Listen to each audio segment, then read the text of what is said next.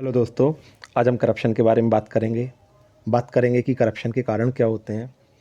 बात करेंगे कि करप्शन के क्या क्या इफ़ेक्ट होते हैं और फाइनली हम कुछ सॉल्यूशन के बारे में बात करेंगे। तो चलिए शुरू करते हैं। सबसे पहले करप्शन की डेफिनेशन, इंडियन पीनल कोड 161 में करप्शन की डेफिनेशन दी गई है, जिसके अकॉर्डिंग शासकीय सेवा में अपने सत्ता या संसाधन का दुरुपयोग कोई करता है या करने का प्रयत्न करता है, मौद्रिक या गैर मौद्रिक, प्रत्यक्ष या अप्रत्यक्ष रिश्वत लेता है या रिश्वत लेने की कोशिश करता है, तो ये करप्शन कहलाएगा। संथानम कमेटी ने भी करप्शन की डेफिनेशन दी है, जिसके अकॉर्डिंग सार्वजनिक पद अथवा जनजीवन में उपलब्ध विशिष्ट परिस्थिति के अनुसार शक्ति संसाधन का दुरुपयोग करप्शन कहलाता है। ठीक है।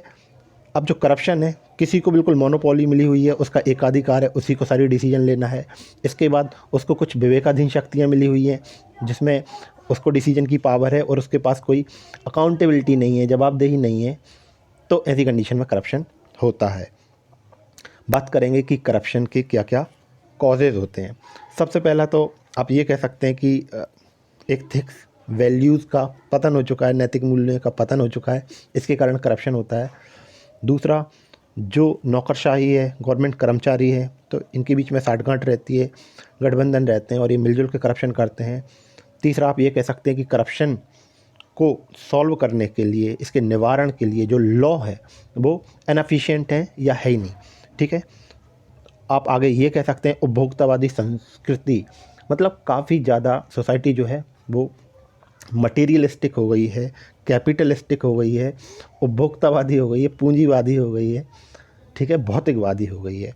इसके बाद जो नेता रहते हैं, अधिकारी रहते हैं, ये भी आपस में साठगांठ करके करप्शन करते हैं, जैसे कि 2G स्कैम हुआ था, कोयला स्कैम हुआ था। ठीक है। और आगे बात करें करप्शन की, तो ट्रांसपेरेंसी नहीं है यदि किसी इंस्टीट्यूशन में, तो करप्शन निश्चित तौर पे देखने को मिलेगा। यदि कोई गवर्नमेंट सर्वेंट है या कोई पर्सन है और उसको इनसफिशिएंट वेतन मिल रहा है, ठीक है, उस पर वर्क स्ट्रेस ज़्यादा है, जैसे कि पुलिस डिपार्टमेंट, अब उनको उनका पे स्केल बहुत कम है और वर्कलोड बहुत ज़्यादा स्ट्रेस है, ठीक है, तो वेतन कम है तो करप्शन होना ही होना है। इसके बाद जो सरकार की अक्षमता, मतलब कहीं पे यदि सर्विसेज अवेलेबल नहीं है, ठीक है, तो ऐसी कंडीशन में भी क्या होगा, करप्शन होगा वहाँ पे। इसके अलावा जो हमारी सोसाइटी है, एडमिनिस्ट्रेशन है, तो वहाँ पे जो करप्शन है इसका काफ़ी एक्सेप्टेंस है, मतलब लोग बड़े कॉमनली इजीली मानते हैं, हाँ यार लाइसेंस बनवाना है तो आपको दलाल को पैसे देना ही पड़ेंगे।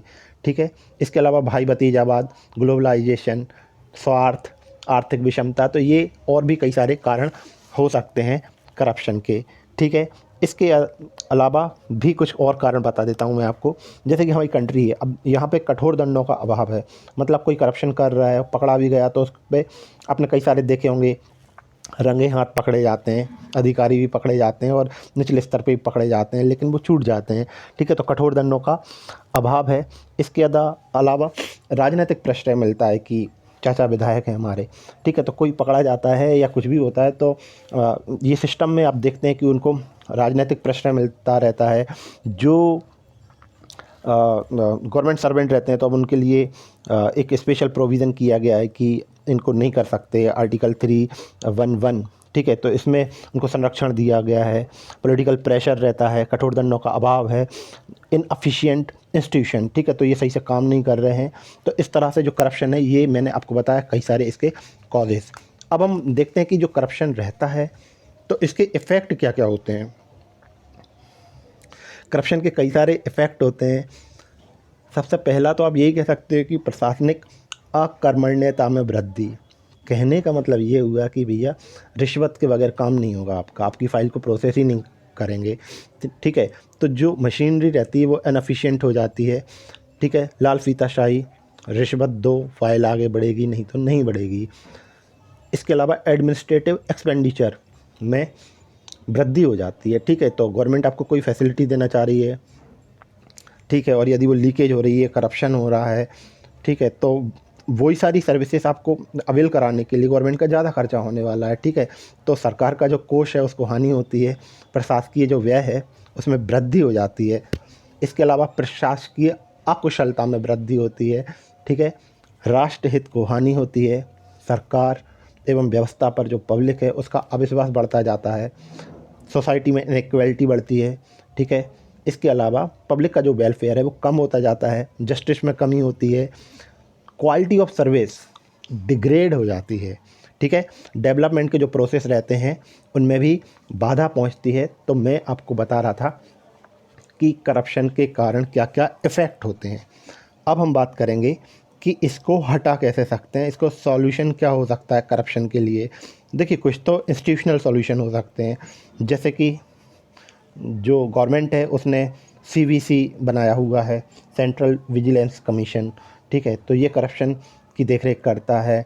सीआईडी बनाया हुआ है, CBI, central board of investigation, sorry central bureau of investigation. इसके अलावा आरटीआई एक्ट लाया गया है ट्रांसपेरेंसी बढ़ाने के लिए,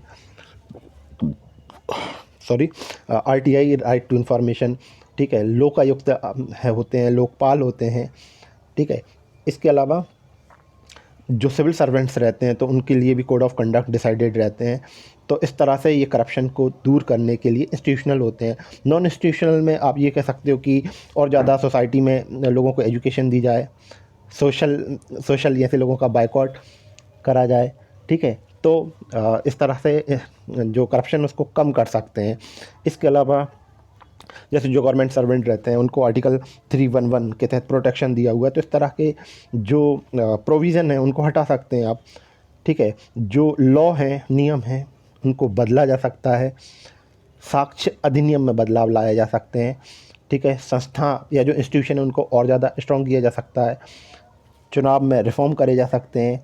इसके अलावा कहीं भी करप्शन होता है तो जो पनिशमेंट है उसको बहुत ज़्यादा कठोर कर सकते हैं ताकि इस तरह की समस्याएं ना हो, और ट्रांसपेरेंसी को ज़्यादा से ज़्यादा बढ़ाने की ज़रूरत है। तो इस तरह से करप्शन को कम किया जा सकता है। हमने पढ़ा करप्शन क्या होता है, करप्शन किन कारणों से होता है, करप्शन के कारण क्या क्या इफ़ेक्ट होते हैं, और करप्शन को हम कम कैसे कर सकते हैं। फ़िलहाल के लिए बस इतना ही। Thank you very much.